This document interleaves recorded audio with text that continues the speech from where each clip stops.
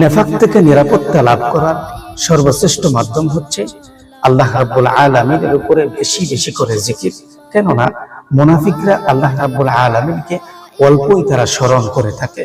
আল্লাহ রাব্বুল আলামিন কোরআনুল কারীমের ভিতরে বলেছেন, ওয়ালা ইয়াযকুরুনাল্লাহা ইল্লা কলিলা। আল্লাহ তাআলাকে তারা অল্পই স্মরণ করে থাকে।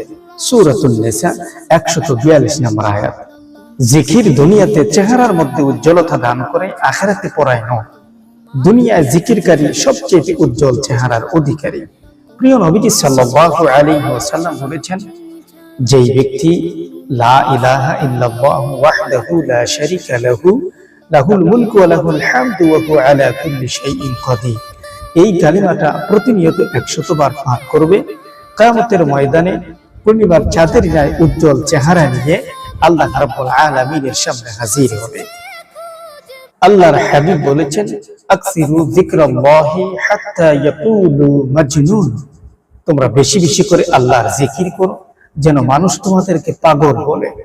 মুসনাদে আহমদ, সহিহ ইবনে হিব্বান, মুস্তাদরাকে হাকিম, যায়ীফুল জামি' আস-সগীর।